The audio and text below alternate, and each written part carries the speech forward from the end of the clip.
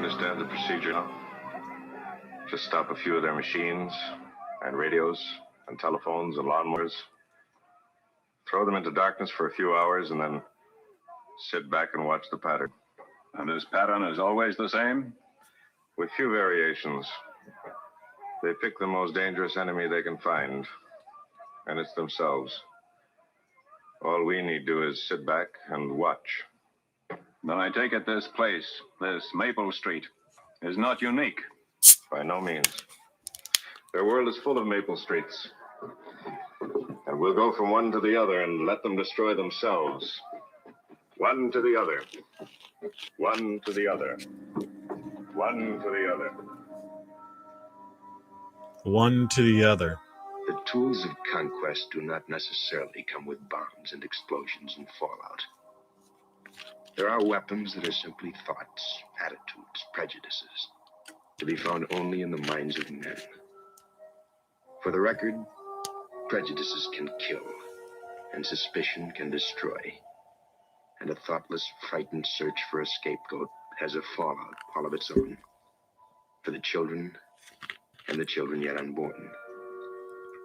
And the pity of it is that these things cannot be confined to the Twilight Zone.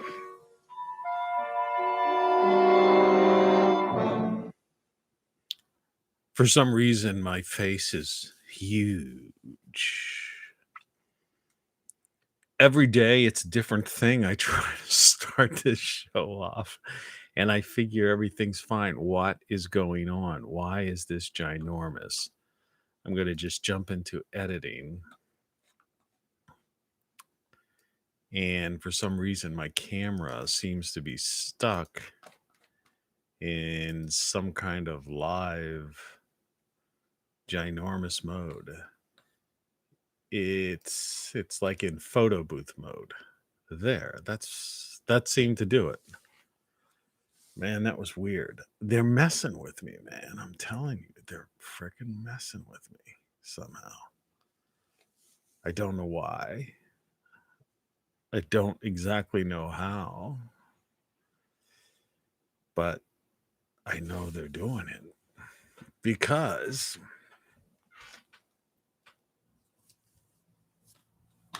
you don't know what you don't know. Get the shirt. Tell everyone to get the shirt. Buy hundreds of them. I didn't turn the backlighting on today. And maybe because of that, I will turn the front lighting on. We'll see what that is, if that's not overwhelming. Semi-overwhelming. And the colorization's a little bit strange, but let me mess with that. I'll give you a couple of them. The future. He came from the future. And so do I. But you said that he wasn't human, that he was some other kind of being. Another world And another time. You know, I was looking for a dimmer on this older Mac, you know, on the display thing, and it doesn't seem to have one. And I realized that in the old days, that was a plug-in. You could actually dim the monitor. And I'm not sure, let's see, monitor. And let's see what we have here. Brightness. It's not necessarily a touch screen, so let's see. Bear with me, folks. Every morning we deal with this. There is some kind of... This monitor has controls on it. The question is, how do you control them? With some sort of... I wonder if this controller already... Odd. Auto config, please wait. No.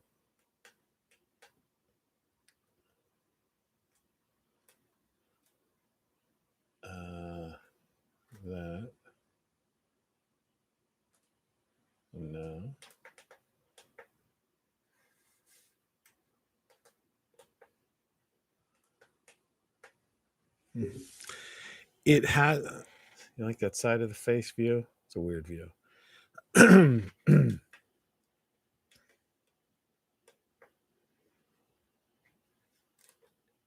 See, it's not a touchscreen monitor. You can't see any of this. But what's happening is it's like that thing in the back, which suddenly is like taking on a whole new light. My window to the world. Anyway, I had a few things I added this morning, and I thought they would have shown to the top. Particularly the one I just played was. Why are you telling us this? Because I'm just trying to get this figured out. You know, why everything seems to be so discombobulated these days. You know? Anyway. Tony Caravan. You've been subjected to a highly sophisticated form of propaganda. It's just what you need, and not what you don't. The morning show. Slurping a little bit of a brand name Diet Cola with caffeine in it. If this show goes well, unlike yesterday, I had this like cold ending where I ran. I had a run for the hills. And that was weird. But, you know, all in all, when it came down to it, it was okay. You know, it wasn't that bad.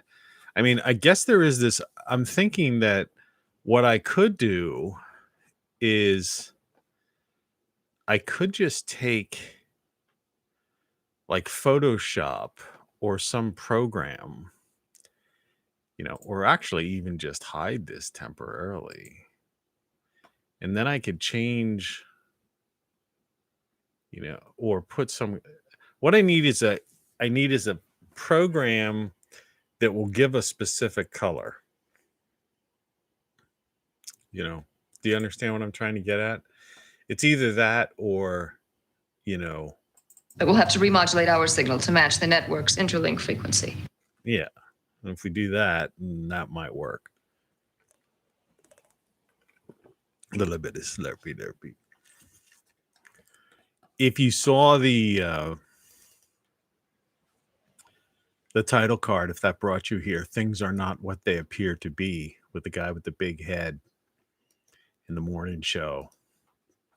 Using a little bit of black and white, which you don't see people use on the internet too much, except some of the artsy people. The title of this is Doom and Gloom for people who are watching this on a television or something that doesn't give you the option of the show more thing, which you usually get. By the way, this is the most comfortable shirt in the world. And the description is, when you take everything into consideration in the aggregate, the big picture doesn't look good in the short run or the long run for the former U.S., the fallen Western civilization, or you could just say, instead of the fallen Western civilization, correct? Let's start that from the top. When you take everything into consideration in the aggregate, the big picture doesn't look good in the short run or the long run. Could be a comma there too. Look good in the short run or the long run. You want to take that from the top? Wardrobe. When you take everything into consideration in the aggregate, the big picture doesn't look good in the short run or the long run for the former U.S., fallen Western civilization, or the future of mankind as a whole. There's a road sign coming into view. It reads Dystopia Ahead. And there's a link to my locals community, TonyCaravanLive.locals.com, my website, TonyCaravanLive.com. That's where you can just get links to just about everything. So do it. Do it. Do it. Go on. Do it. Do it. Do it. Do it. Go ahead. Do it. Do it. Yeah, do it. They read my thoughts. They communicated to me without even saying a word. They made me laugh. They made me cry. They filled me with this sense of awe that was so profound that I knew right then my life was never going to be the same. You betcha. That was pretty crazy.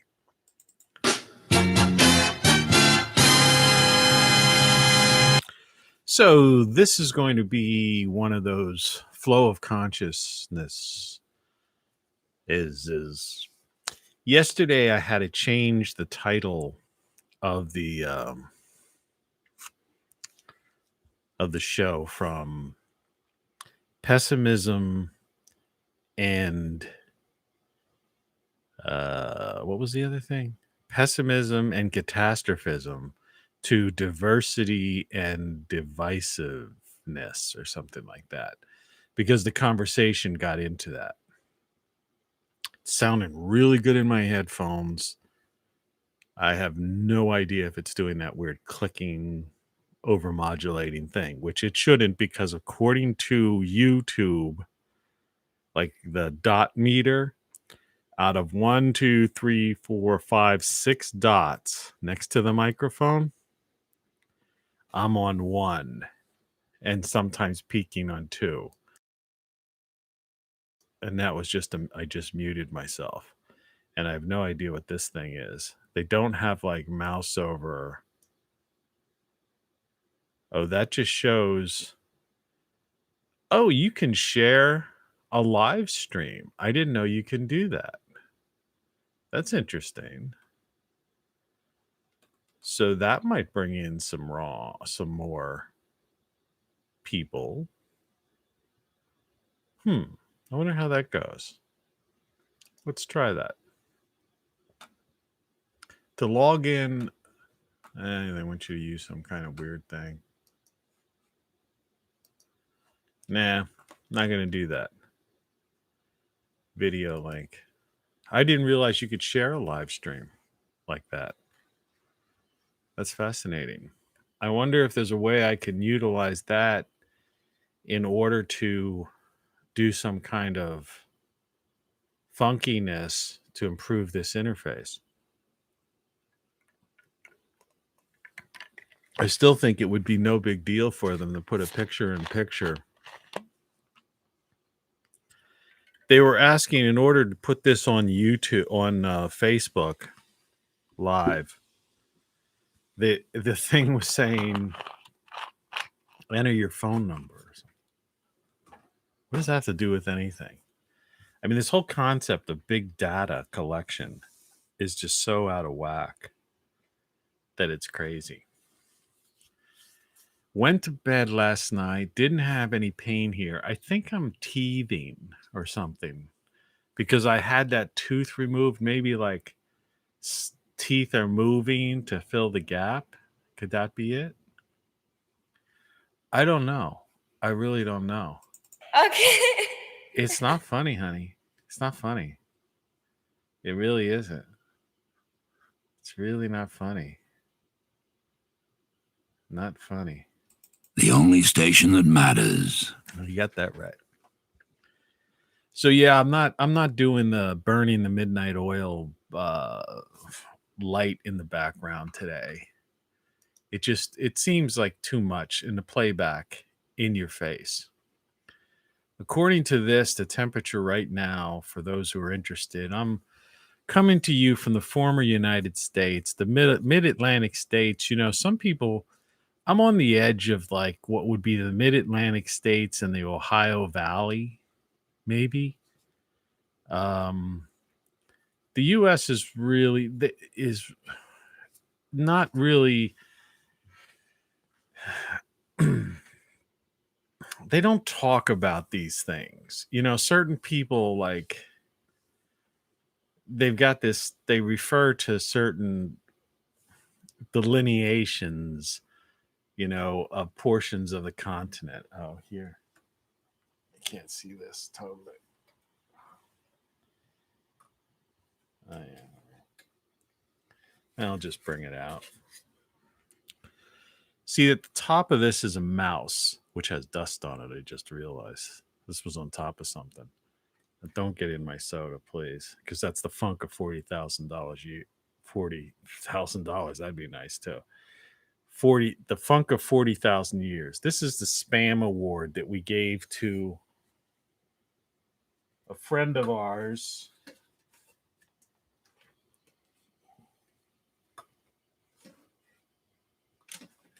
Which I'll try to position in a way that we could see it if we can without it falling off.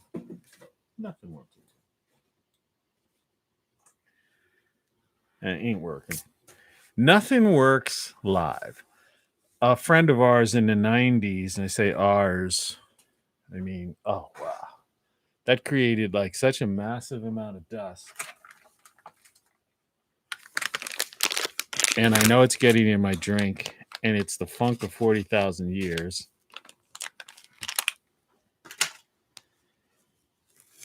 I'm just going to put some on my microphone thing.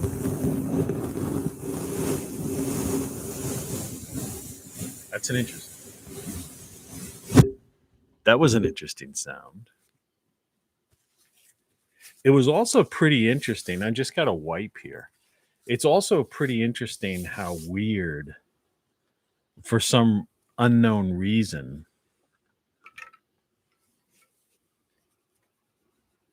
the picture was completely blown, oversized today. Right? Like, what was that about? And I wonder if I go over that, if that's going to blur things.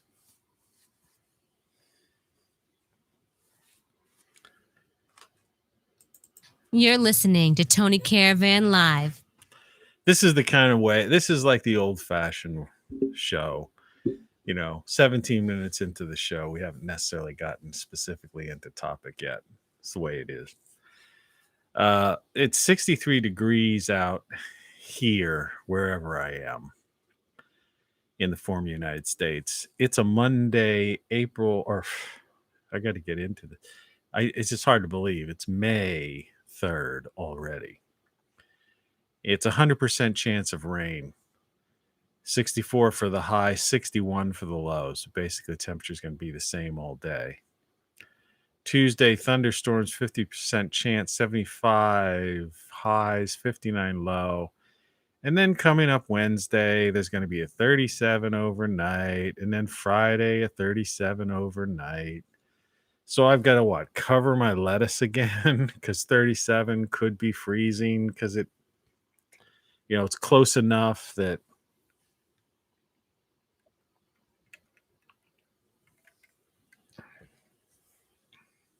but I was assured by one of these weather individuals, YouTube weather individuals, that this is not a polar vortex. This is just like, a climate, normal climate, not some wacko IPC UN Greta, the world's falling, Chicken Little climate thing. But this is like, just something that's happening right now, weather-wise.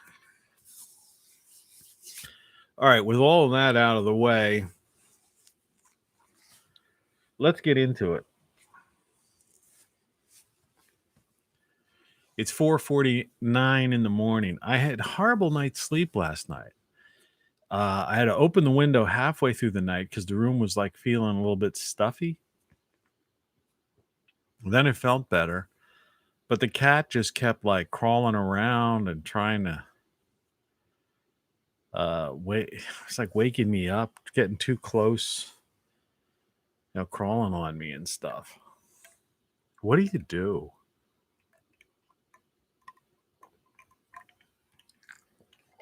No, what do you do with that situation? So I'm not sure how to deal with that at all.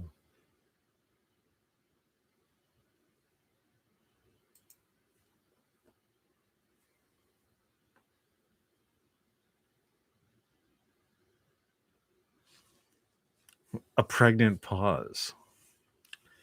All right. So let's just dive into it again, I guess. I'll try again. A doom and gloom thing. So when we take everything into the aggregate, the big picture doesn't look good in the short run or the long run. Look good in the short run, comma, or the long run. Should there be another comma there? For the former U.S., comma, fallen Western civilization or the future of mankind as a whole. There's a road sign coming into view. It reads Dystopia Ahead.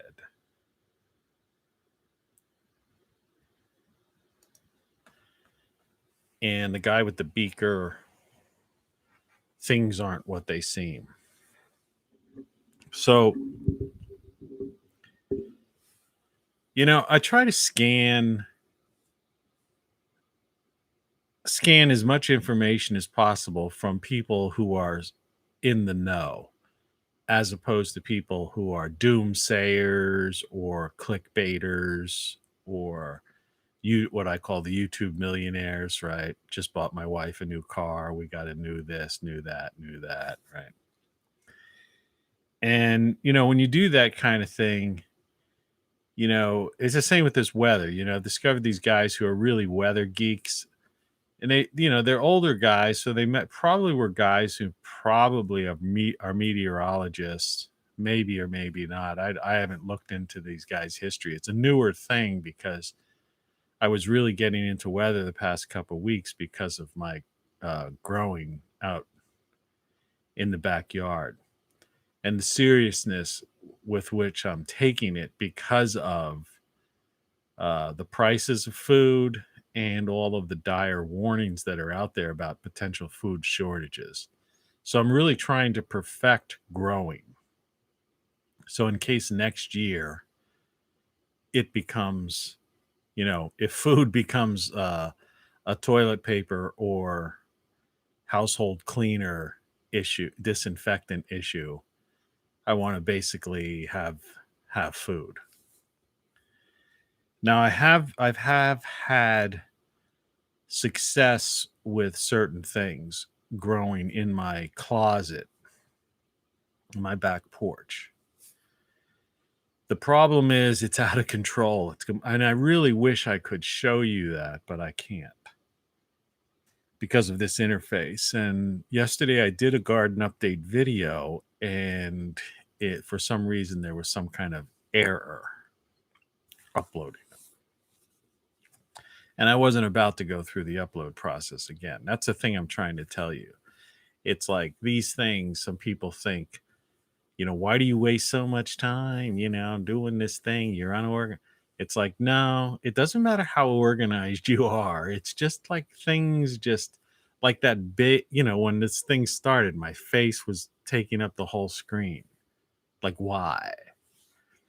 And you say, well, you fixed it. You must have known why. No, all I did was I went to the photo booth app because I noticed in the not noticed, but know that the photo booth app has a big, has more of a zoomed in view. So I just took a guess. Well, maybe it was locked into the photo booth app. And I did that. And then this thing seemed to naturalize.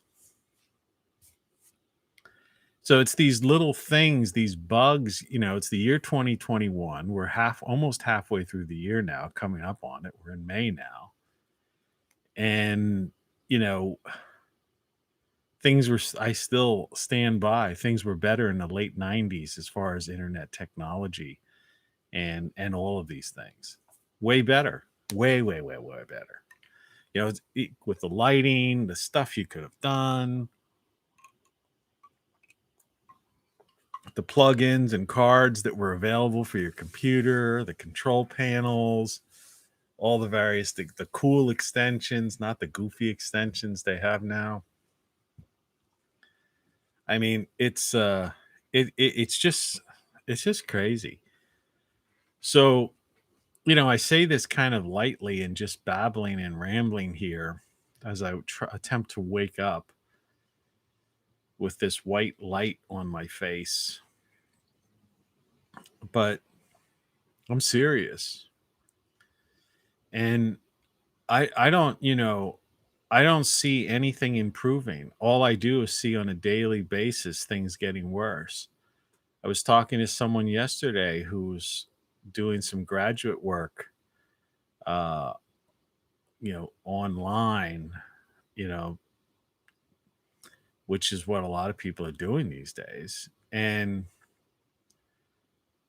she was like talking about having to use like this program, and then you switch to a different computer to finish the this, that, and I'm like, welcome to the club. I'm using like, I've got two computers going here and actually a third, uh, uh you know, box over here, set top box that I was trying to use to put up slides and things that would dealing with the topics.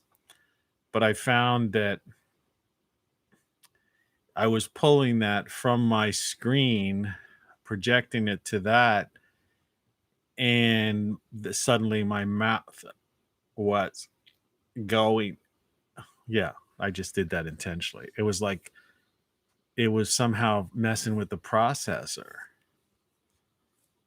And I'm thinking, man, 20, nearly 25 years ago, uh, we didn't have that problem. It's ridiculous. It's like we mastered, the people, the so-called geeks, the early adopters. We were working with limitations, limitations in bandwidth, limitations in memory, limitations in RAM, you know. So what we did was we built our websites, our streaming media, everything. We used compression, file sizes we kept smaller. Everything we did, we were conscious of getting the highest quality image or the highest quality video, highest quality audio that we could within the parameters or the limitations that we had 20 years ago and over 20 years ago, but approximately. And so when I look back at that, I go like, man, we had it, because of that. And because there were, all the minds were on that, we were, it was a better GUI, graphical user interface, and we could do more. And then, and once this thing became totally commercialized, monetized, and, and then the Peter Pan culture took over, who were more concerned about, texting and social justice issues than doing their jobs. Everything just became like crap. I mean, everything you see here was created by a handful of us, you know, the pioneers, the early pioneers. We figured out everything. We tested it. It's like that Outer Limits thing, We Control, that I play every now and then. I don't know where it is right now, but put some ice cubes in here. I'm definitely probably, if this show goes well, we'll probably run into the other room for 20 seconds to grab another one of these colas.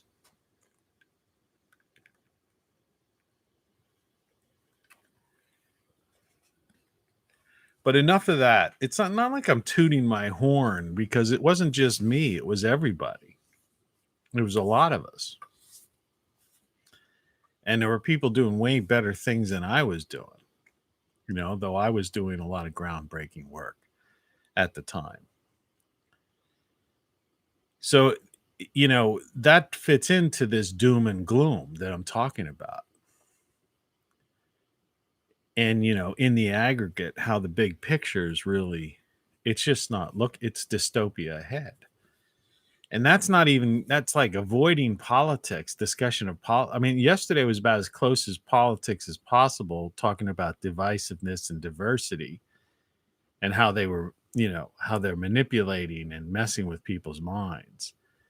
You have to really have to watch that show with a very objective, open-minded to really, you know, capture what I was trying to get across.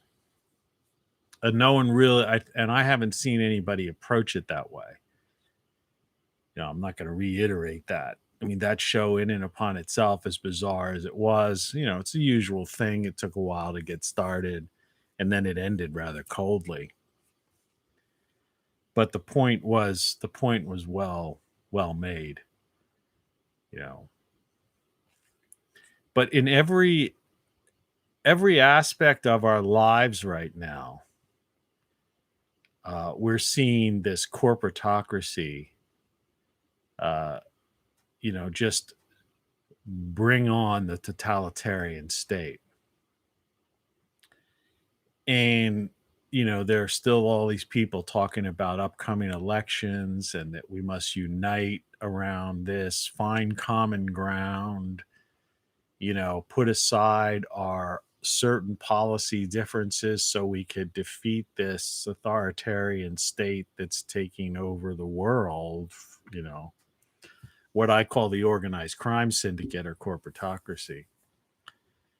But the thing is, that's all well and good, and I guess, maybe in a way, since I'm the least affected. I mean, we're all affected by this, by what's happening now.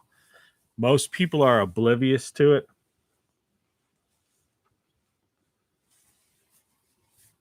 It's true.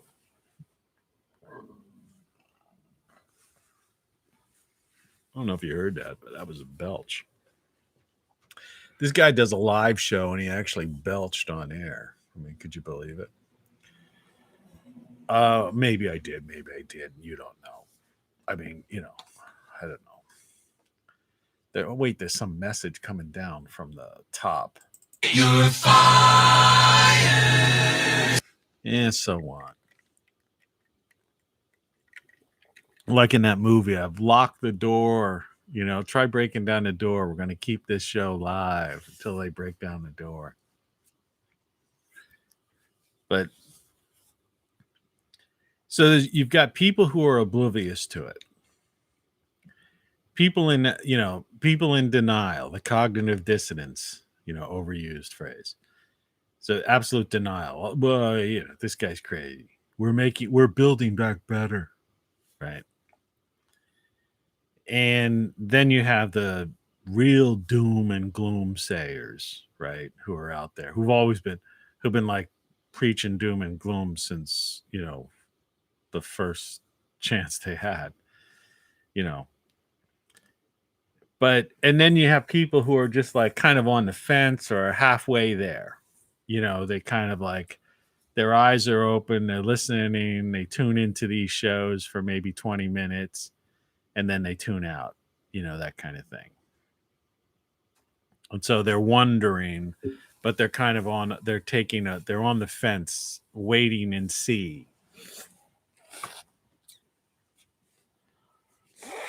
Sorry about this. That's from that dust, that funk of 40,000 years that was released. I had that spam thing that like my ears just became like trebleized for a second. So, we're definitely, I say disunited states, former United States, but even in terms of what's happening to our society as a whole, forget the country, for a second, just there are obvious signs, dystopia ahead, totalitarian, takeover, right? Authoritarians, organized crime syndicate, the corporatocracy.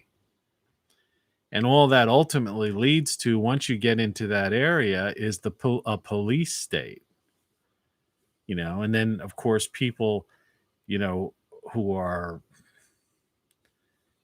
in law enforcement, they think, oh, he's demonizing the police. Well, there's a difference between a police state, under totalitarianism, the Stasi state, and, a cop, protect and serve cop, you know. We're talking about more closer, basically the Stasi state, or like the SS.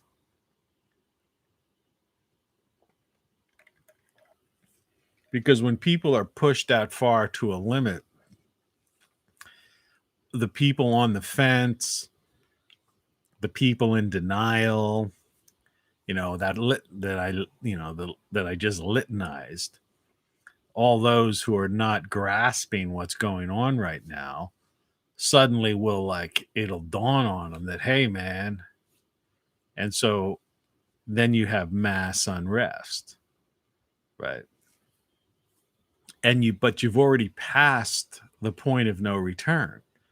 So what happens is you have to have a police state, enforcement, of everything. And with 320 million people, with modern technology, so you have to remember, the last time something like this was done it would be likened to the communist the revolution in Russia, the Russian Revolution.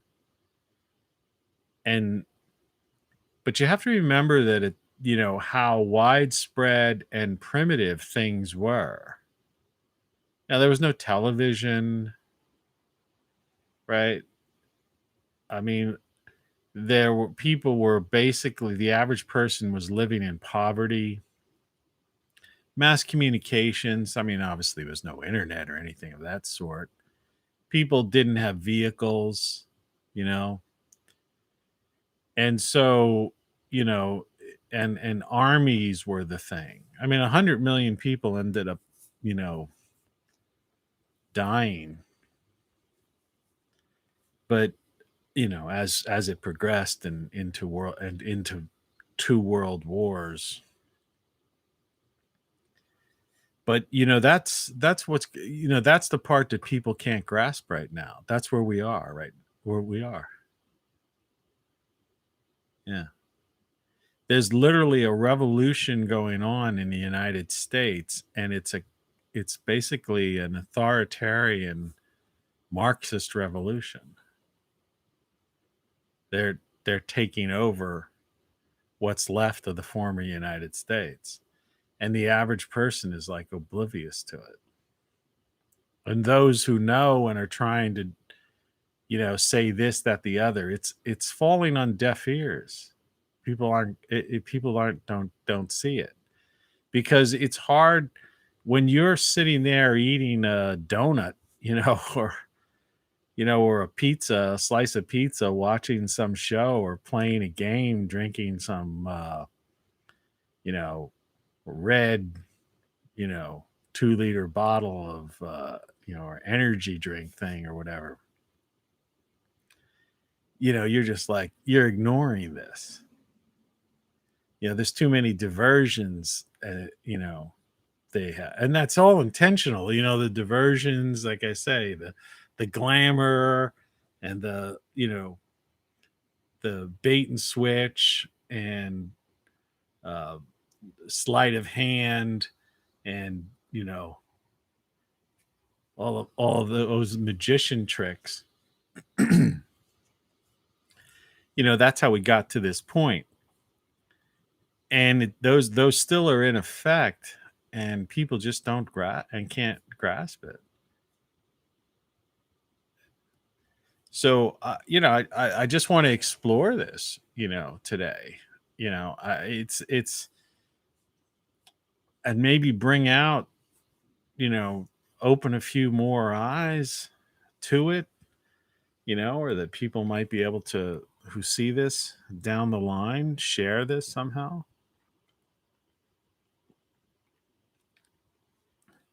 Or take some of this stuff to heart and make some personal plans. Like I say, for me, I've tried to limit my exposure to this. So I'm not as concerned for two reasons. One, I'm no longer, young. So I don't really, I'm retired. I've managed to buy this cheap piece of property at the outskirts of town. And so I live at a base level of existence, and I'm trying to my goal is to perfect growing food. The only thing you really need to do is eat. And you have to have a roof over your head, which mine is leaking, but I'm working on that. That's why you need to buy these shirts. You don't know what you don't know, and everything you know is wrong, And the morning show stuff. Great solar stuff. All of these devices.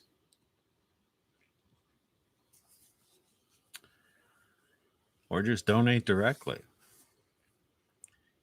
There's somehow a way on my locals channel you could donate through Bitcoin. You could donate a fraction of Bitcoin. You don't have to give a whole Bitcoin to somebody. Bitcoin's up to, is it up to 56? Man, I should have never unleashed that funk of 40,000 years. Let's check the Bitcoin here for a second, just for the sake of it. New window.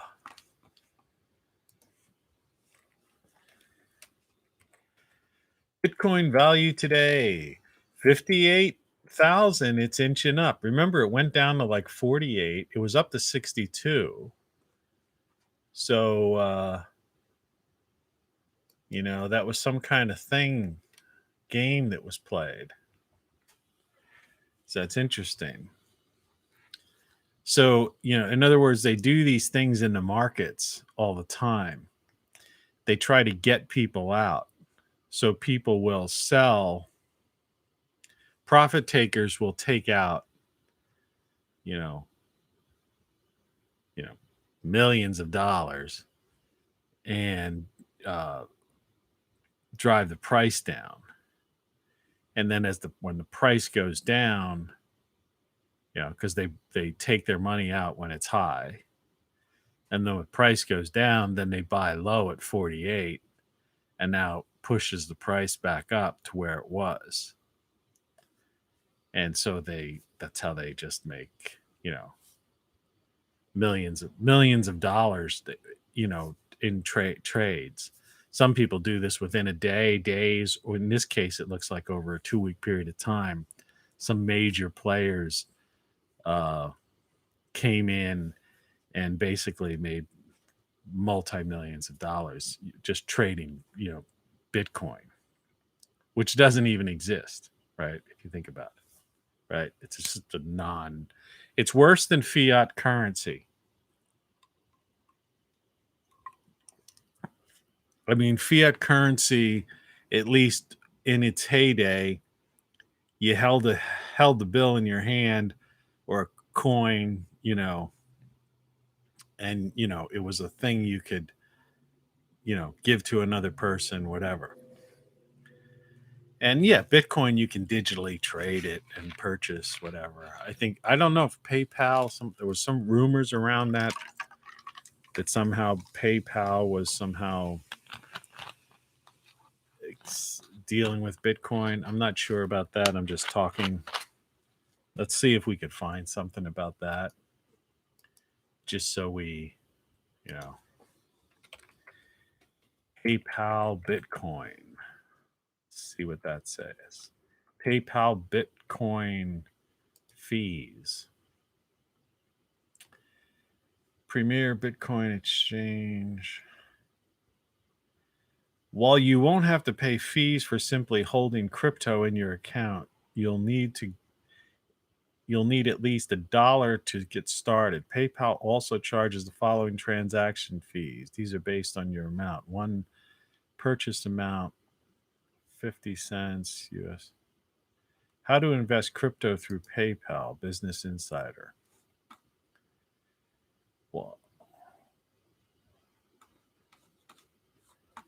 I don't know. It's interesting. Cryptocurrencies are virtual assets that utilize a highly encrypted blockchain technology. PayPal currently offers 4 types, Bitcoin, including Bitcoin Cash. I have to look into that because I only have a fraction of Bitcoin. So I have like $5. If it's worth $52,000, I have like $5.20 worth of Bitcoin. But it said something like you have to at least have $1 worth. So if that qualifies me to get like a Bitcoin account, then maybe I could get people to donate some fractions of Bitcoin to me through PayPal.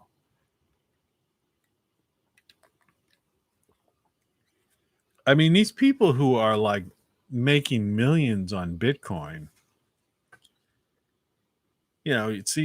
slide somebody some, share the wealth, you know. In the long run, it's guys like me that are waking you up to this, all these realities. Support your local truth sayer, so to speak. I have the window open in the other room, and it's a little bit cool. But the heat should kick on, which I want to kick on before the rain begins, as I don't want humidity, because actually it says it's raining. So here's what I'm going to do. I am going to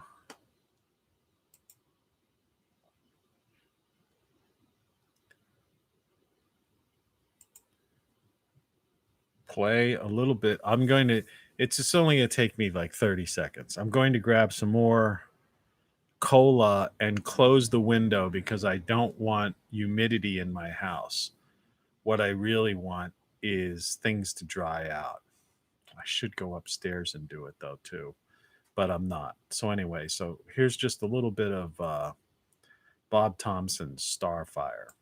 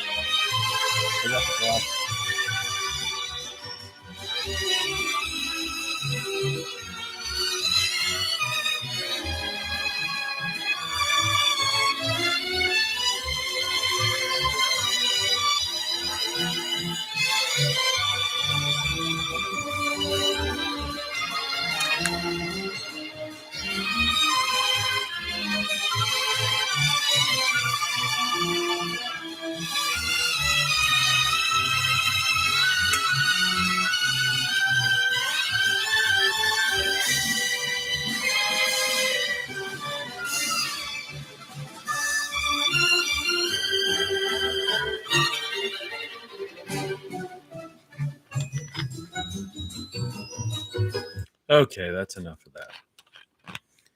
As far as I know, that song is like, he never formally released that song. He sent it to me years ago, about 20 some years ago, when I was doing a show and a lounge show. And so I guess it's off the radar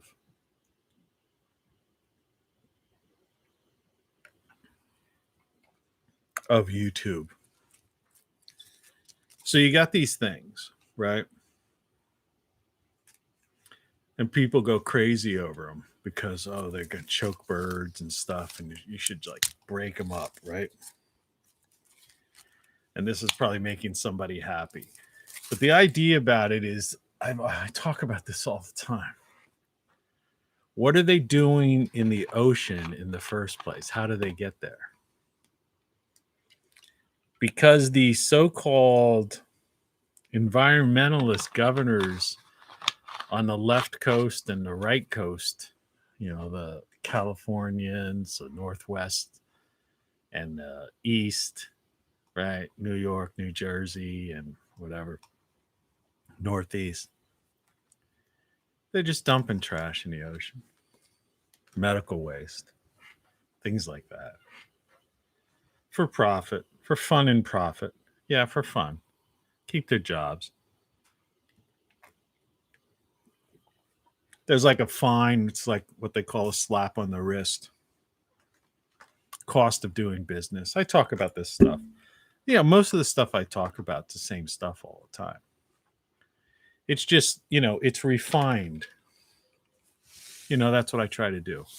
I'm trying to refine the reality that we live in, because being a human is not that complicated.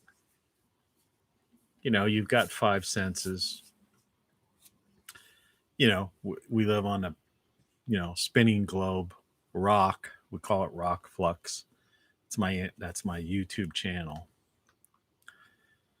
And, and there are just so many, there are a limited amount of, generally speaking, possibilities. People don't think about that. They like to think, well, it's unlimited, and what about physics and multiverse and all this?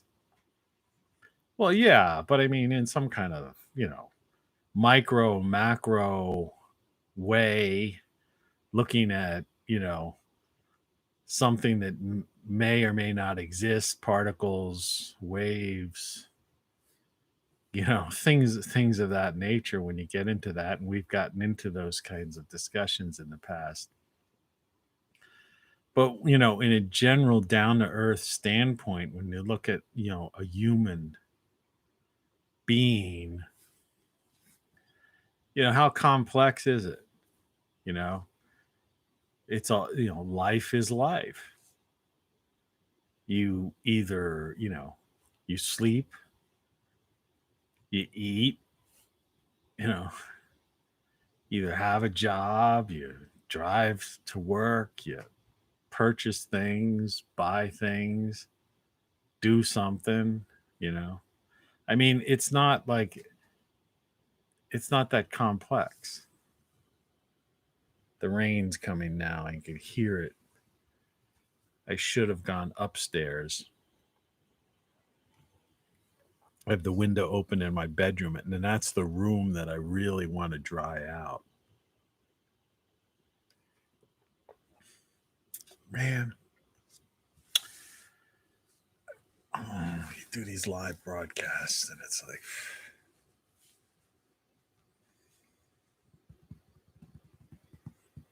I'm not going to leave again. But here's what it sounds like out there.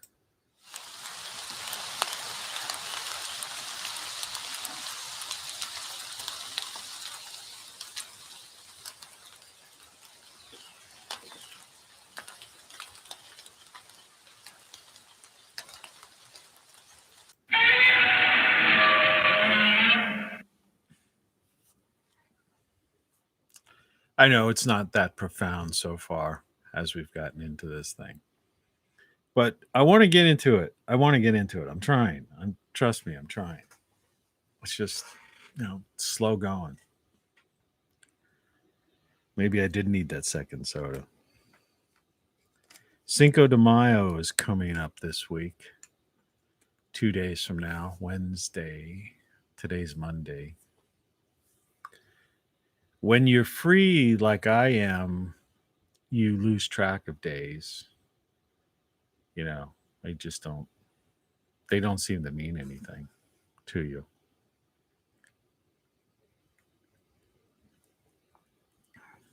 Despite the fact that my face seems, brightly lit from that screen. In reality, it's like kind of reddish from being out in the sun yesterday for about 2 hours. I had to manually mow my lawn.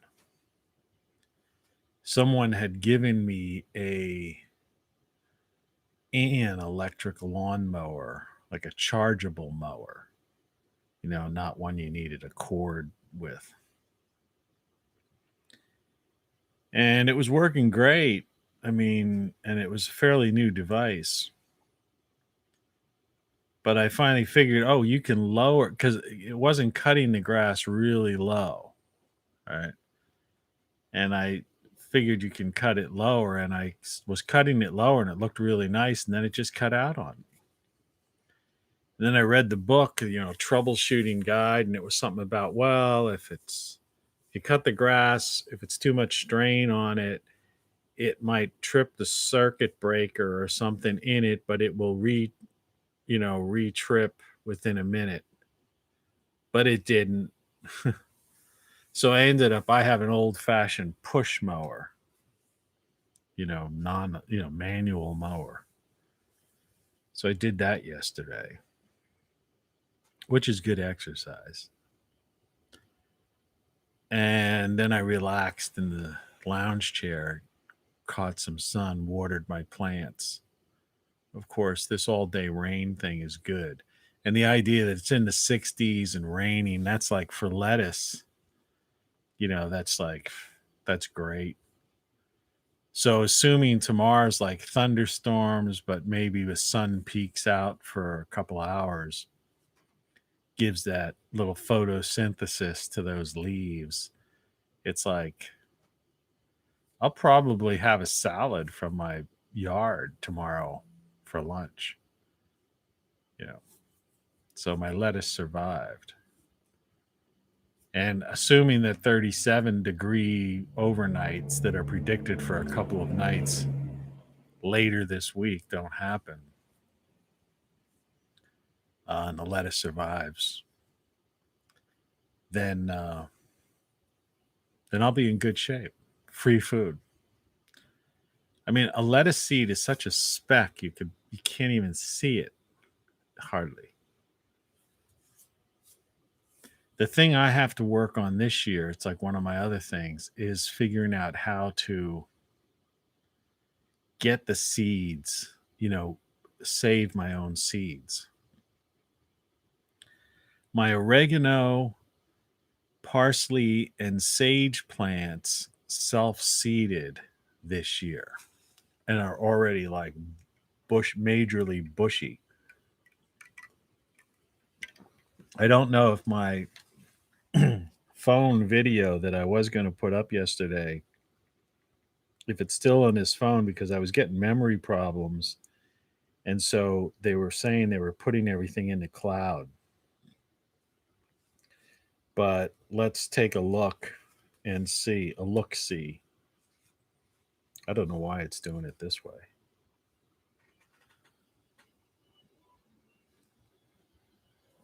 Let's see. That's my lettuce.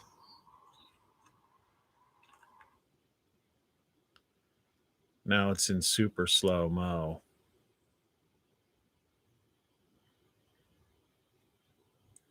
But this is my garden.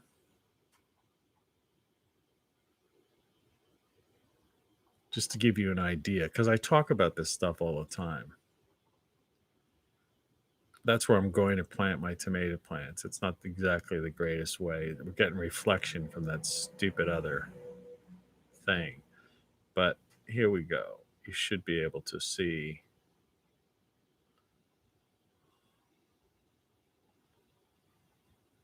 It's like it's repeating itself. It shouldn't be. There we go. Lettuce. All right. See.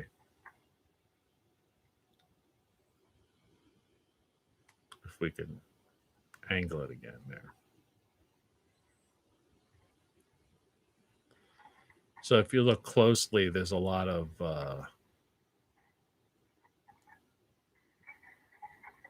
no idea what all that noise is. There we go. These are lettuce plants. So there's like reddish leaves and other leaves.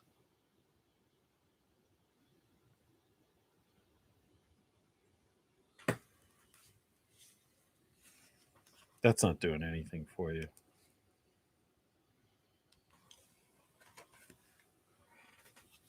I tried. I tried.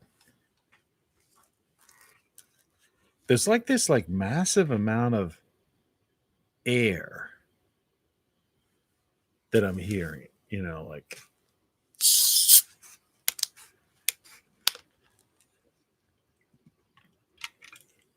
has got to be one of the most boring shows I've ever done. I don't know. It's like it's in slow-mo. I'm in slow-mo. I just can't get started. I'm having trouble. I apologize to you for this. I mean, have we hit a point where I'm really not into ranting about this? Is this just a morning show? Visit with, Tony Caravan, so to speak. You're listening to this thing. You're listening to Tony Caravan Live. Why are you telling us this? Is it one of those things? I don't really think I have a fan base that just cares to watch me drink Diet Cola and talk about my garden. But what happens when we have these food shortages, which they're talking about? And like I started talking about before, I'm into this thing now. Don't worry. We'll get into it.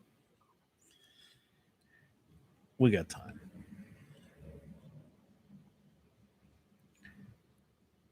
We know the price of lumber has gone like through the roof. And apparently there are some people that have caught people hoarding, not people, but like companies, lumber yards, and maybe people who own box stores or whatever.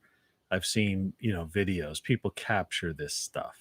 That's the one thing about everybody having one of these goofy devices is that, there's always somebody taking a picture or something. And I saw some YouTube thing where a guy had snapped, piles and piles of pre-cut lumber that was just sitting there. And so the question comes to mind, are they intentionally holding back the product to keep the price high? Or even to make the price high. So again, it's like they tell you something, outright. Oh, there's a demand for new housing starts, and people were, home because of the lockdown, and so they got into DIY projects, and when I first heard that, I was thinking, not really. The bulk of the population, we're in these big population centers. So, people who live in apartments in New York City, and places like that, you're not doing you're not ordering 4x8 feet sheets of particle board for in your apartment, right? At best you might be, maybe you order, you might be building some shelves or something. So how do you justify that a 4x8 sheet of particle board goes from $8 to $40? Right? And it's like, it's funny. It's like what they did with toilet paper. You know, you could buy toilet paper. It's all over the place now. You could buy Lysol spray. It's all over the place right now. But the prices are jacked up and they don't put it on sale anymore. Now, it used to be toilet paper, you know, the main brands, you know, you know, every couple weeks there would be 2 for, you know, such and such a price, so that the per unit, you know, cost was almost half of what it is now. And the same with the, you know, the Lysols and the Clorox cleaners and the wet wipes and all, you know, all these kinds of, you know, cleaners. And it's the stores, the shelves are stocked with them, like overflowing. Excuse me. But the prices are just astronomical. Things that used to cost $2 or $2.99 are now like $5.99. Things that cost four something are like, you know, $6.49. You know, we're experiencing inflation in every level. And that's part of this doom and gloom and looking at things in the aggregate. Took me an hour to get into the show, but it's okay. So price of gas is over $3 and working its way up. Appliances are up. You know, everything. You know, and then services and utilities are up. And so my question is, okay, so, you know, you gave people some money. They're obviously, I've pointed out on this program about what they're doing with credit cards. You know, every day I get another credit card thing, and everybody I talk to, they get them. And I just, for the hell of it, I applied for one of them and I got it.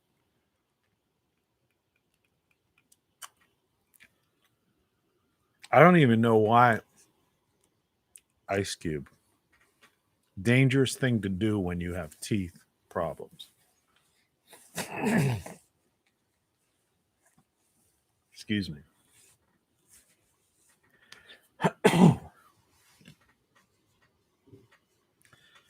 So why would they give a credit card to somebody who is living, you know, below the poverty line, which I am? Like I say, it's an intentional thing because there's, you know, it's my idea of decoupling myself and, you know, limiting my exposure to the corporatocracy or the organized, you know, crime syndicate. But, and it took me, you know, took time and planning to get to this point. But for the average person, obviously, they're sending these out to everybody because I've talked to people and people say, oh, yeah, we're getting tons of that every day. It's in the mail. So they're trying to get people, you know, they know that they've got inflation. So, remember, the powers that be, the corporatocracy is a well-oiled machine. It's organized.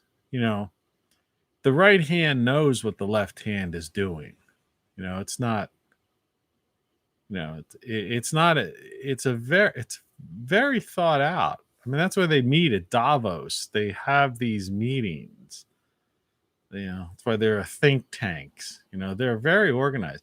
Did you notice how, like, the previous administration, when they went in, they just had all these leftover people in the West Wing, and there were all these leaks, and it was discombobulated, right? And they never seemed to get control of it because right to the last day, even his own, you know, attorney general and FBI director all turned on him. They're all just part of the swamp, so to speak. But how this administration, because they're professional bureaucrats, this authoritarian thing they're bringing in that their followers don't know. And I'm not trying to, yeah, it's politics, but it's not politics. It's just an idea of understanding how people, how two sides of this counterfeit coin work. And one side has traditionally been the bureaucrats, and the other side has traditionally been, small government, less government. And that showed. And in this case, it worked against, in the former case, it worked against them. And now in the present case, the latter case, it's working for them. But the idea is that no matter what's going on politically, you still have this higher level of, the organized crime syndicate that's running the world, the Davos set, the corporatocracy, big tech, and, big pharma, et cetera, et cetera. So they know what they're doing, right? And they prefer to work under this authoritarian control. They don't see when you just ask anybody who's on Wall Street, and if anybody's ever tuned into Bloomberg or CNBC anytime in your life, anytime, you've heard this because they say it every day. The markets don't like uncertainty. You've heard that. You've heard that phrase, right? Markets don't like uncertainty. Well, actually, nobody in business likes uncertainty. That's the goal. That's why there are advertising agencies and marketing directors and all that kind of thing. See, they basically want the soothsayers. They want to know the future, right? They don't want uncertainty. And so they've been working hard for decades to eliminate uncertainty. And that's where algorithms have come in and big data, so that they could, get involved in predictive behavior. Know your market so well that the product launch. How many people are going to want your services. Where that stock is going to go. How that currency is going to be traded, et cetera, et cetera, et cetera. And those who know the most profit the most. And so the corporatocracy's goal has been, like I say, this is a long time coming, is to eliminate uncertainty. And so they know exactly what they're doing right now, And when you have an authoritarian state, there's no uncertainty because in other words, the corporatocracy, which is an organized crime syndicate by its nature.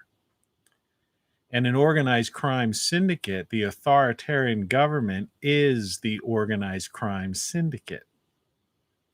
So they control everything.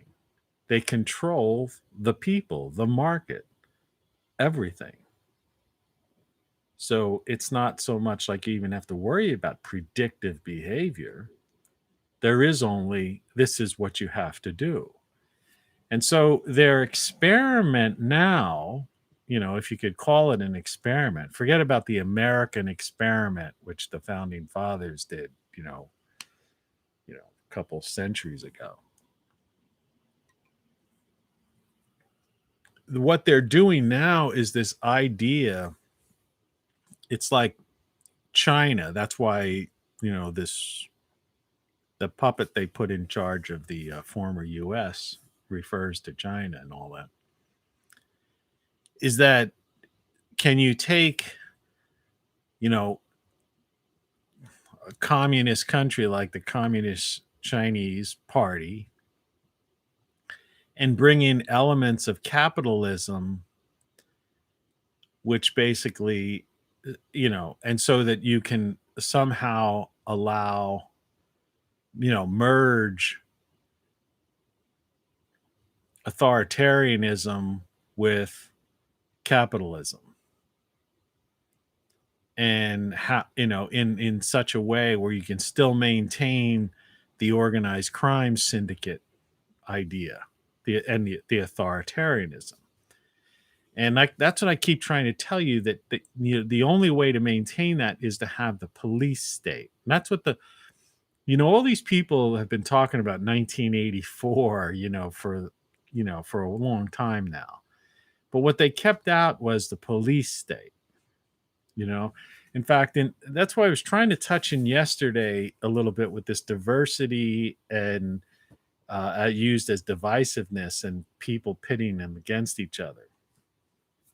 A police state isn't a cop shooting somebody and the media covering it for a year, okay, and making a big stink about it.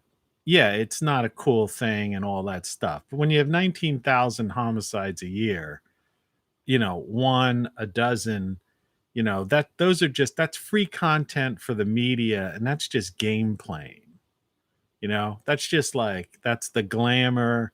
That's like, just the sleight of hand, misdirection. They're just messing with people's minds on that, right? Trying to divide you through diversity, right? That's all that is. That's a game they're playing while they gel, everything gels, and they could cement this, authoritarian chain, get rid of the Constitution, get rid of the laws, everything becomes nonsense, right?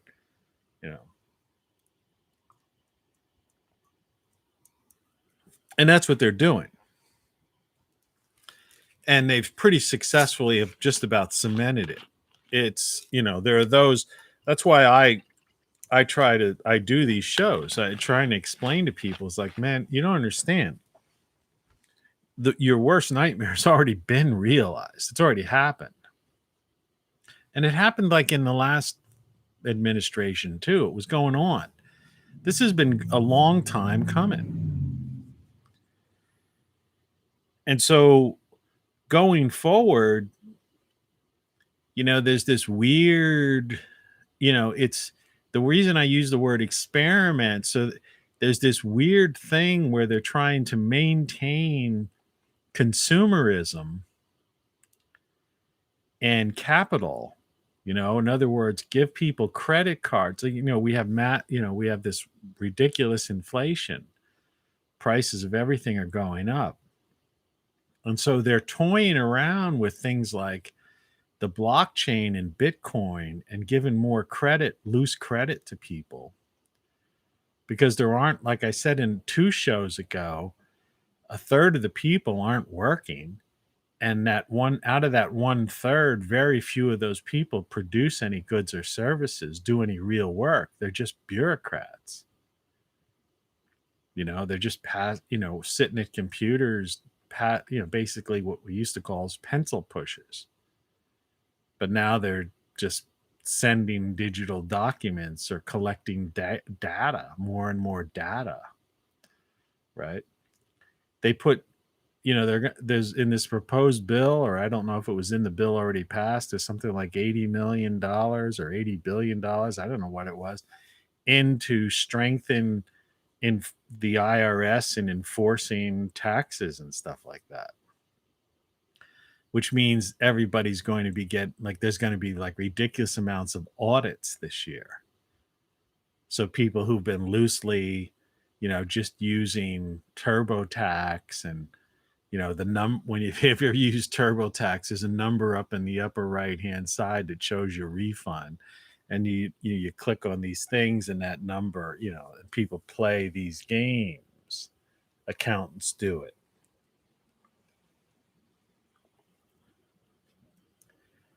Well, they're going to be coming down on you because they want that money. They want money. But what's weird about that is I don't see why they want the money. You know, and this is an issue that's, you know, some people are starting to talk about it, but it's strange. When you have Bitcoin as currency, just like when you had fiat currency, the concept of debt no longer matters. And there's still these hardliners out there that are trying to say, oh, we got to balance the budget. We've got to reduce spending. We have to, you know, et cetera, at a government level or even a global level. But what's wrong with that is that Bitcoin is nothing, right? It's just it's a figure. It's a digit in a digital ledger in the cloud. Just like the Fed. You know, they're not like, you know, sending an armored car out every night to these various banks, you know, with, you know, millions of dollars in. They're loaning money through the Federal Reserve System. Like when you use an ATM card, I don't know if you know that goes through the Federal Reserve System.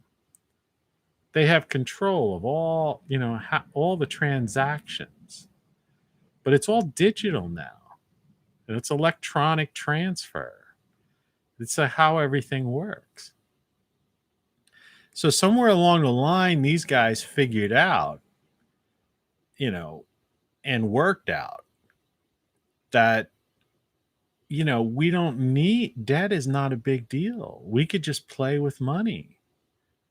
You know, they were, you know, in other words, the middlemen figured out, well, we'll just, you know, transfer funds overnight to these banks, charge them this small amount of interest. But, you know, in the grand scheme of things, they just keep enriching themselves. And their digital, excuse me, sorry, their digital ledger in the cloud just keeps getting bigger and bigger and bigger. And so money is power, even though it's not really money, but, you know, perceived money is power. And its ability to buy things. So, yeah, if you on paper are, you know, in the cloud have, you know, $50 million, you could buy a yacht. Right. And so that's how the system works. And so, but on a consumer level, you're hit, you know, you pay a good interest rate on a consumer level for like a credit card is to have something in the 20s. I mean, I get some of these things I've seen come in, they've been as high as like 36%, 37% interest. But like, you know, the average, you know, personal half decent credit card thing interest rate is somewhere in the 20s, you know, preferably, you know, lower, just mid to lower 20s. That's what people pay on a credit card. That's still 25%, you know, approximately. Well, that's a lot. That's a lot of interest, right? To just buy a thing, you know. You know, it's, you know, this whole usury thing, you know, it's like, you know, because a credit card is basically you use a credit card every day. It's just like, it's a loan. It's a daily loan. The chart, you know. So prices are going up. They're loosening credit because they know the prices are going up because of inflation. They don't care about debt. All right. Because there's no such thing. You have to forget about debt, not personal debt. They care. Your debt, you're in trouble if you get in debt. Okay. But they don't care. What was government doesn't exist anymore. It's just one big global corporatocracy. It's an organized crime syndicate. They've taken control. They've seized control of Western civilization. And what's not Western civilization, like the communist Chinese and places like that, they've already like kind of ironed out and figured out what's going on. Like the communist Chinese are creating their own digital currency. And then things like I said about gold, like gold, if you have gold is, they're making commodities like gold and silver. There's people that are, you watch these YouTubers and they talk about trading in gold and silver and put it in your IRA and stuff like this. You can real gold, they'll hold, like some companies holding actual gold for you. Yeah, I trust that. No, send me the frickin' coin. All right. But the point of the matter is it still doesn't matter. It still doesn't mean anything, because like I've said before, if a guy comes to my door and says, hey, I'll give you, here's a gold coin.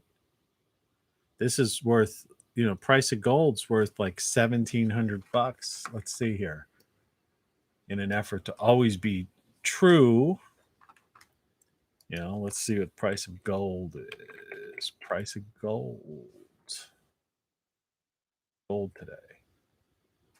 $1,776. And let's look at price of silver. So I was curious about that. Silver prices per ounce, $25. I gave away a lot of silver to my brother. $25. That's not bad for an ounce of silver. But what I've been trying to say is that what people need to do, this is just my personal feeling, on this.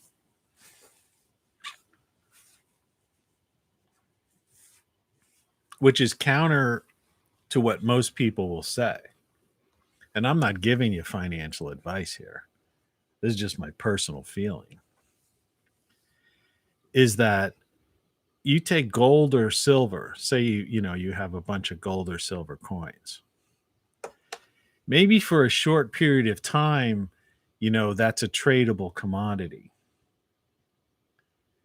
But when I say, like, when the fit hits the shan, if you have runaway inflation, for example, and so the price of commodities or the price of goods, everyday goods, gets so high, and you want to buy these things, or somebody comes knocking on your door and says, hey, I see you got a garden, or whatever, I'll give you some silver, for potatoes and tomatoes or whatever, or toilet paper or something like that. The basics of things that people don't think about, right? Basic survival. There are certain things that you need. You need drinkable water, toilet paper, right? And food and some basic staples. Those things you need to live, right? And someone wants to offer you a gold coin for, a gift basket of a couple rolls of toilet paper, some potatoes, tomatoes, some food, things of that nature. And my answer would be no. What do you have to trade? I could use some wood, lumber, screws, things of that nature. And that's, dystopia ahead. So those that are hoarding gold and silver and thinking, oh, this is going to be, the currency, the real currency if things get bad. And I'm like going, no, it isn't. Because what good is it? It's no good. It's just not, it's just, it's a rock, it's a mineral, piece of metal. It's a rock, which is basically a rock. Where does gold come from? You take a, pickaxe and there's a vein of silver, and gold in a mine, and you pick at it and, it's gold. It's just a rock out of the ground. It's not toilet paper. You can't use it to wash your hands. You can't eat it. It's not fresh water, right? So that's the thing. In fact, my biggest regret is, and my primary and one of my focuses right now is I want to get one of these water filters, because I collect water in my yard. Rainwater is like plenty. But if the price of water goes out the roof, it's because already it's ridiculous, because they run through water authorities. It's no longer municipal water where I live. These are private companies. And so it just, the prices have skyrocketed. And, who knows if they could shut it off. I hear that there's a lot of buying of water. Wealthy people are buying water rights up. Now they've done that years ago in places like South America and, these unsuspecting countries like Africa and stuff, man. These people have been colonized and abused, for centuries. It's really horrific and totally pretty much off the radar of what was once Western civilization. But yeah, they don't even own their water in some of those countries. They don't own the rain water.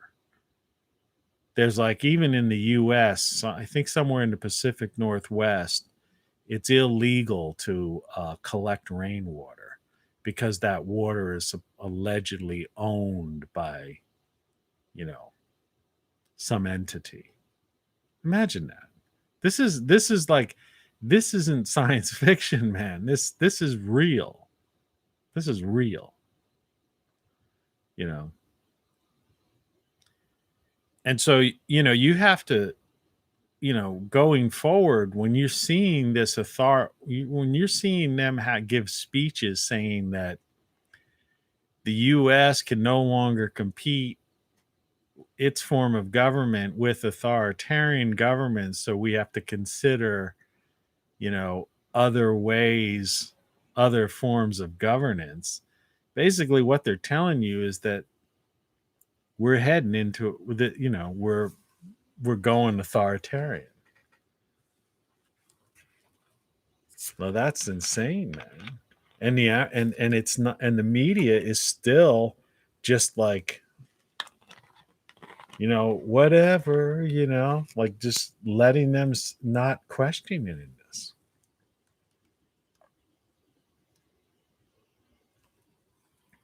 Because I guess their idea is that they're hoping that somehow in this authoritarian capitalist state, they'll survive somehow. But they really won't. See, the media will lose out because, eventually you'll just have, I think I mentioned it before, like a Pravda.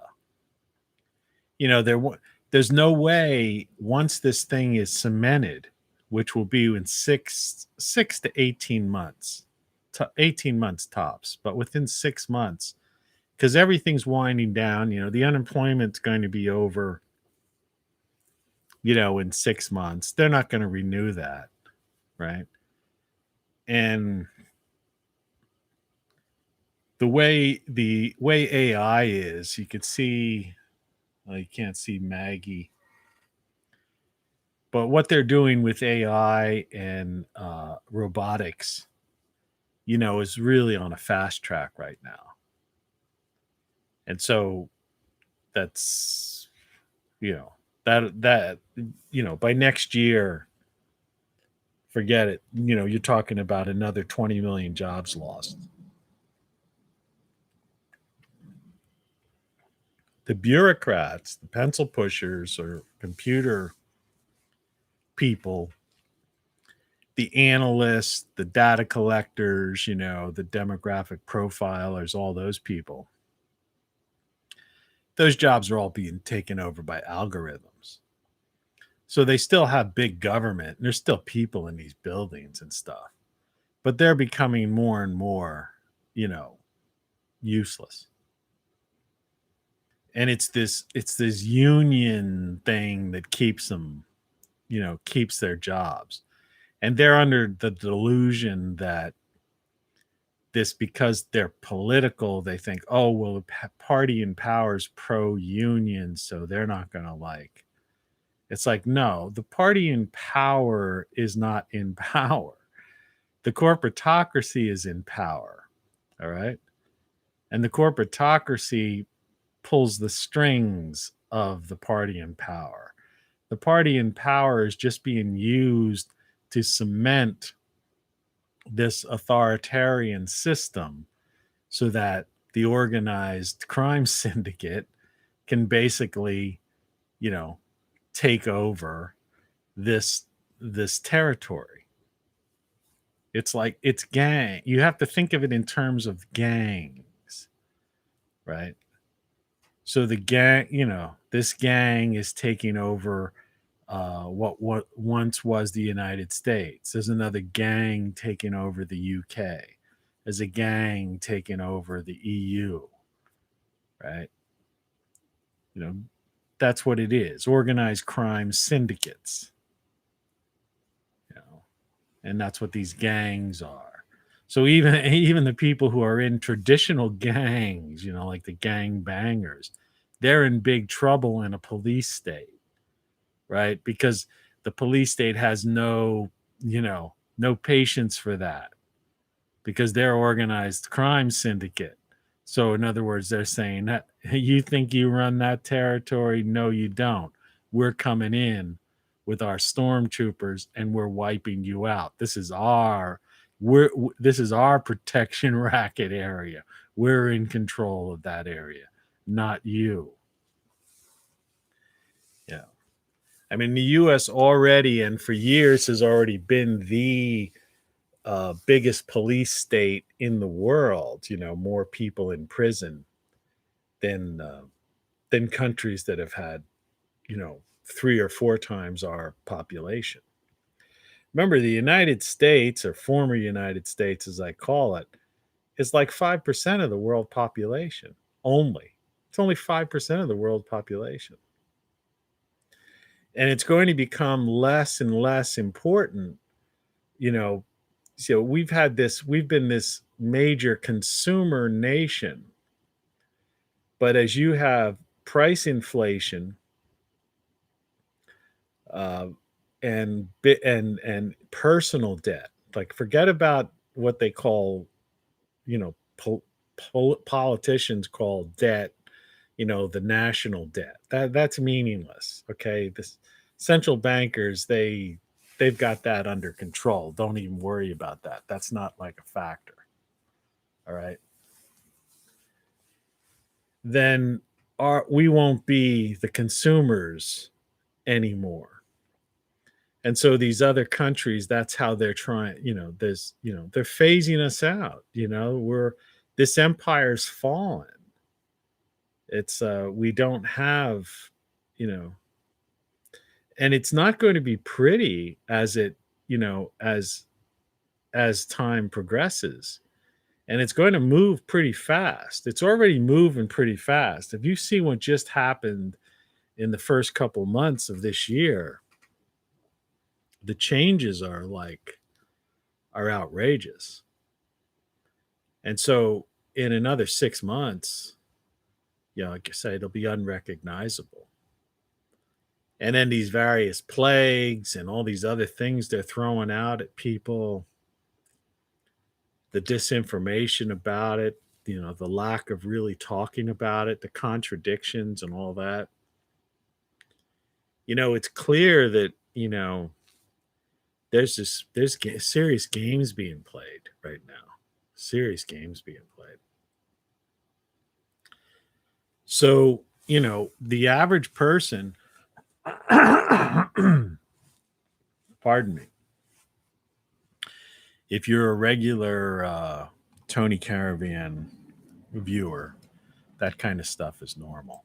This is a nightmare. It must be a nightmare. Yeah, it's a nightmare. It's scary. It's very scary. But like I said, I'm just telling you this stuff, to inform you and give you some advice, or not even advice, just,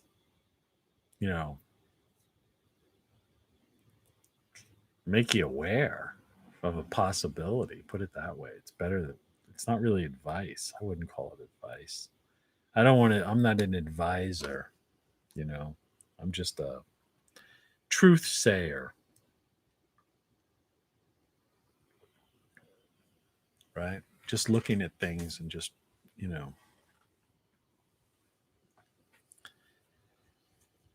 So, you have to keep that in mind. That's like that. This is where we're headed. It's pretty crazy. So what do you do when, people, the mass exodus from places like New York? You think they're going to lower the prices of rents? I mean, they're already talking about, because of this lumber thing, the price of housing is houses, new housing starts, so to speak, whatever all these words they have for this stuff, have gone up. So there's like this housing bubble again. And like I said, everything you buy, the prices are going up in the grocery store. It's ridiculous. I'll give you an example. I don't do much work for people, but a friend of mine has a restaurant, like not a fast food restaurant. Well, I guess you could call it fast food restaurant.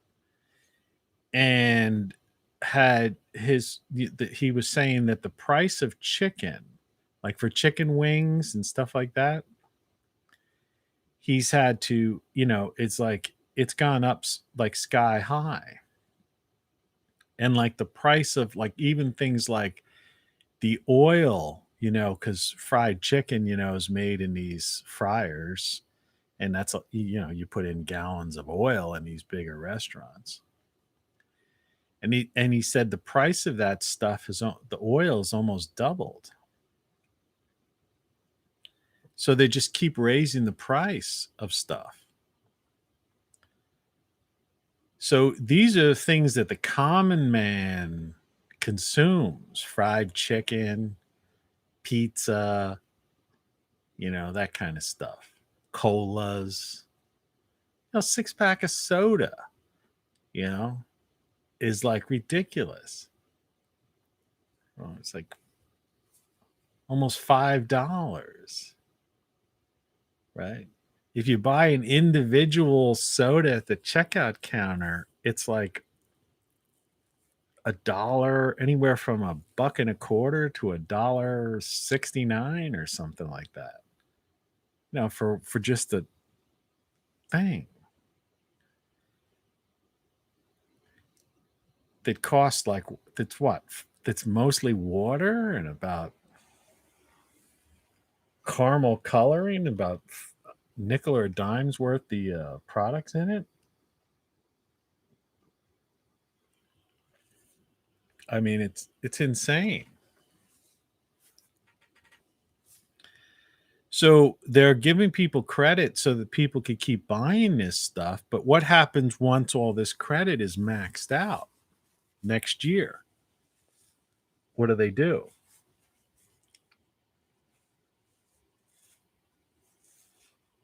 You will own nothing and you will be happy. So my guess is that that's what they say. That's part of their commercial for the World Economic Forum.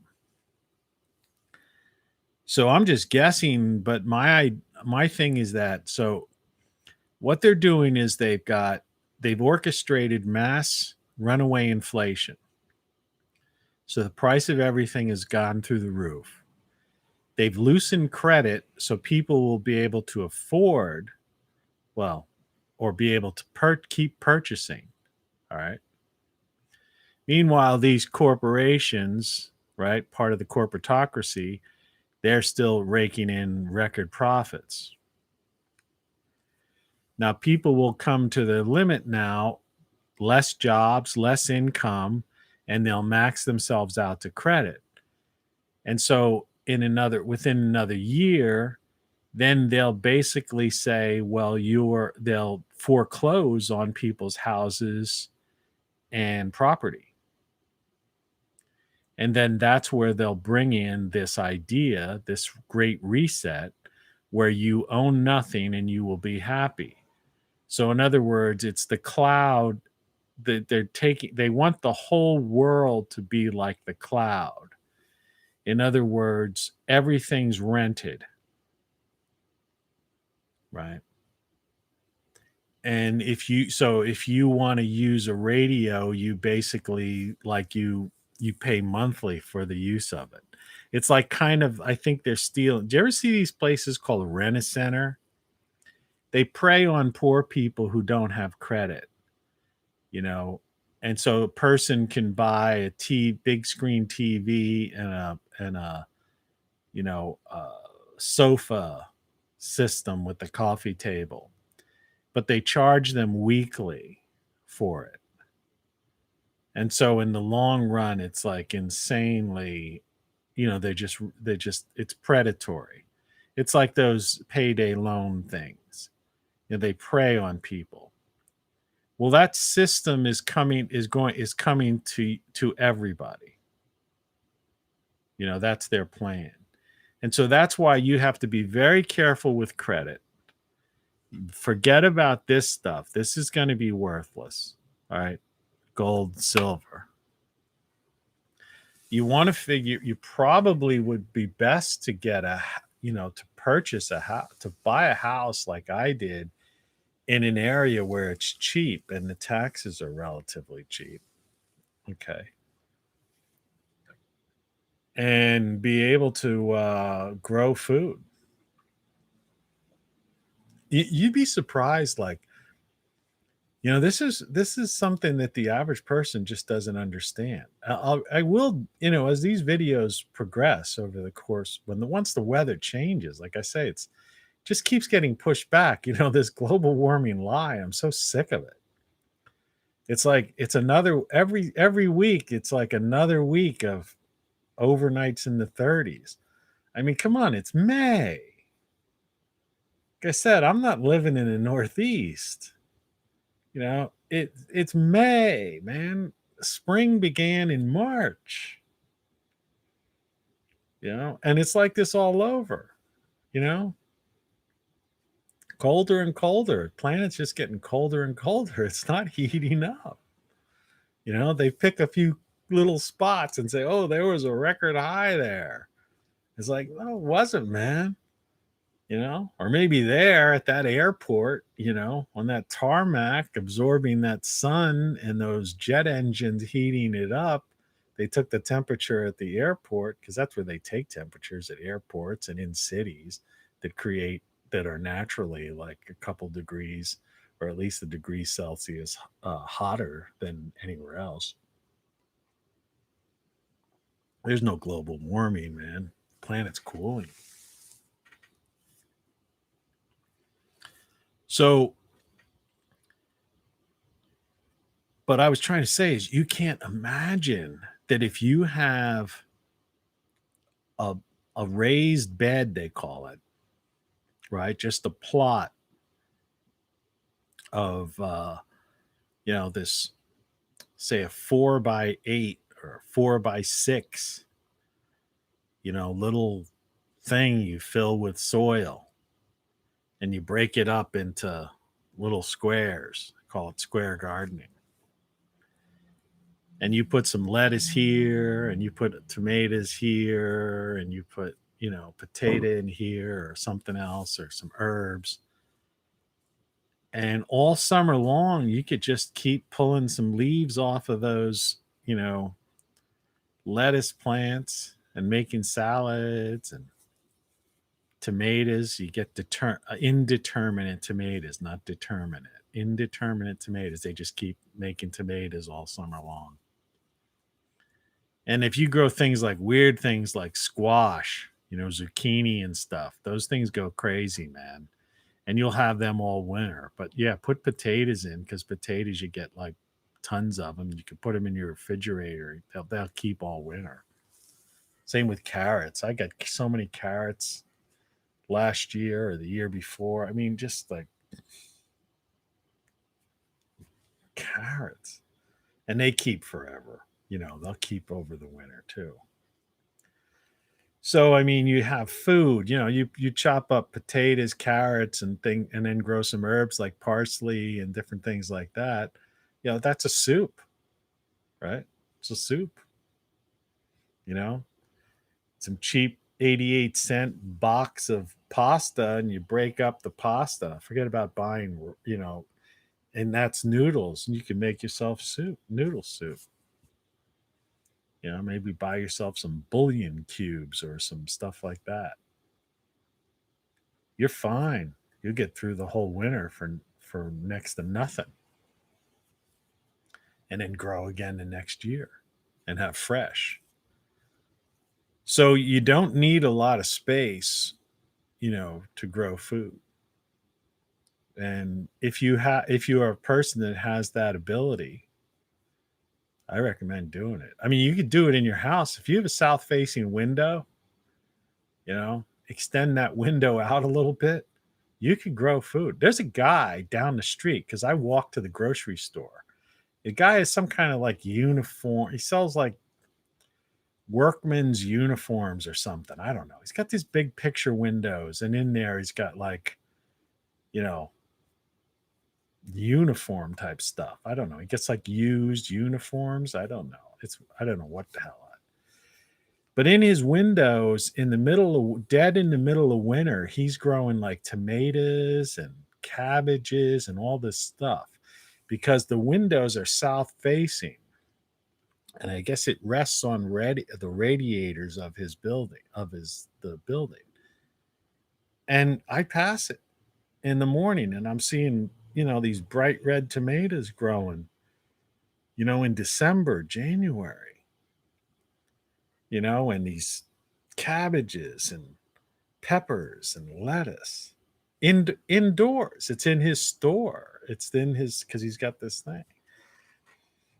But you need that south-facing window, because to see a south-facing window gets the sun, sun goes from east to west. So if you're facing south, you're going to get that sun all day long. And as long as it's warm inside, and if it's in your house, you're going to keep your house warm enough. You can grow food in your window.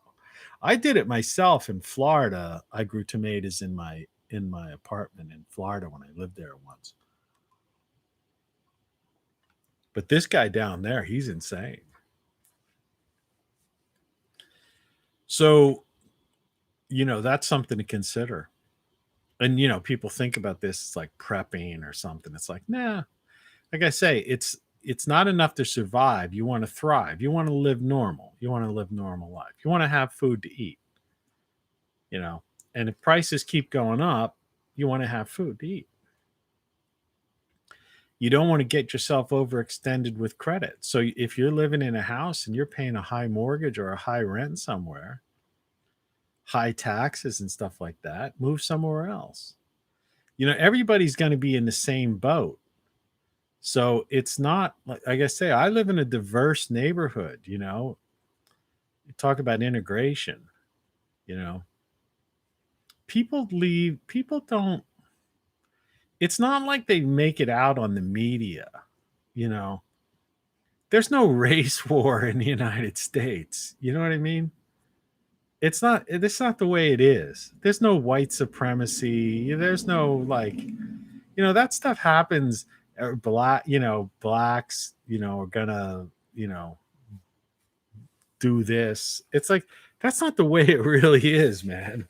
That's just like the media playing games, trying to like divide people and pretend that, you know, people are people, they're just trying, everybody's just trying to get along and live their life. They're not even worried about trying to get along with each other. They've got their own lives. They just want to do their thing. That's basically what it is. So I don't care, that this message goes out. This is, this is a message for everybody, you know, every race, creed, or color. I would hope people watching this, would be from every walk of life. That's what I'm talking about. I'm tired of people trying to divide, fake divisiveness and, for the sake of creating some kind of weird thing. That was yesterday's thing, diversity and divisiveness. It just happened the way that show turned out. Now, it doesn't matter, man. You got to look out for yourself, and that has nothing to do with what color of your skin or any of that nonsense. And go to live in neighborhoods. That's like one of our secrets. Is that if the media, that's their intention, is to create fear, maybe, so that certain people, that a black person doesn't want to move into a white neighborhood, or a white person doesn't want to move into a black neighborhood, or what they call an integrated neighborhood or something like that, which most neighborhoods these days are anyway. That's the funniest thing about it. But they're trying to fearmonger and create this like fake thing. But the reality is, take advantage of that fear mongering and go move into an integrated neighborhood, a well integrated neighborhood. Because the thing is, it's cheaper, right? Who the hell wants to live in some kind of white suburbia anyway, right? The same way as I wouldn't want to move into Watts, right? Or some inner city gang neighborhood, right? So it's yeah, there are places out there that are, just kind of foolish, to live in. But generally speaking, that's the exception, not the rule. Most Americans, like I say, the civil rights movement ended in the 60s and the 70s. Same with the feminist movement and all that stuff, and gay rights and all that. That stuff was over by the 80s. These are people trying to resurrect old things.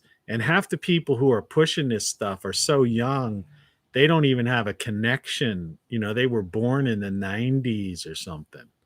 If you were born in 1991, you're like 30 years old, right? If you were born 1998 or 1988, you're 32, 32, 33 years old.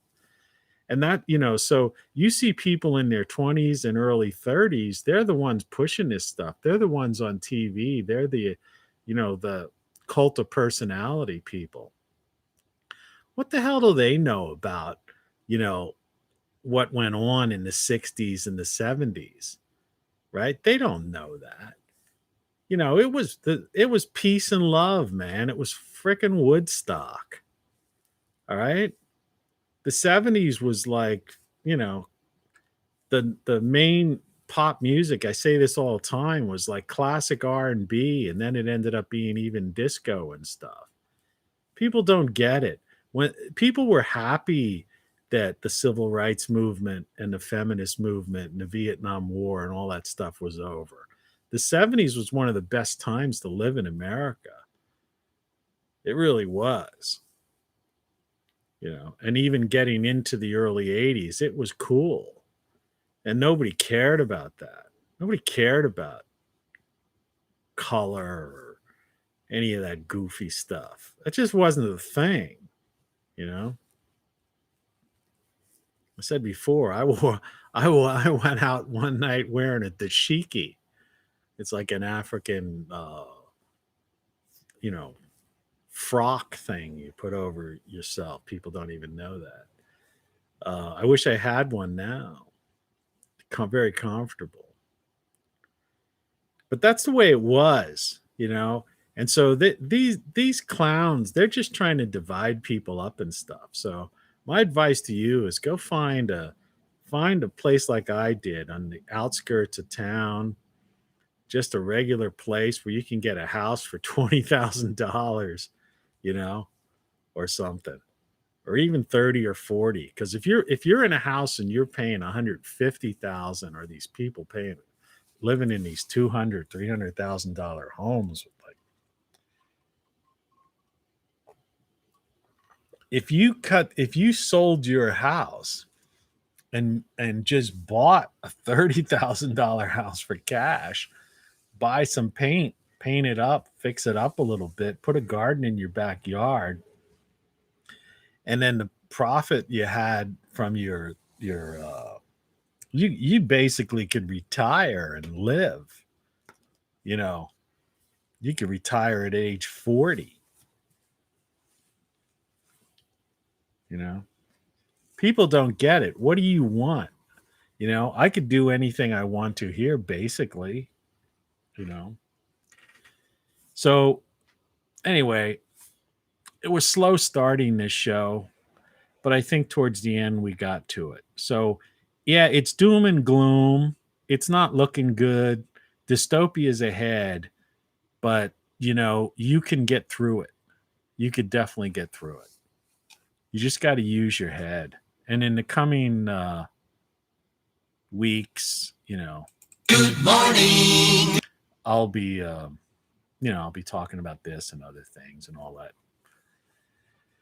all that jazz. So thanks for tuning in. Thanks for putting up with the usual disorganized beginning. It's just the way it is when you're trying to do this stuff. My cat's bothering me. I guess he wants to be fed. So I'll talk to you tomorrow. Cheers, peace, and all that stuff. Take care. And good luck.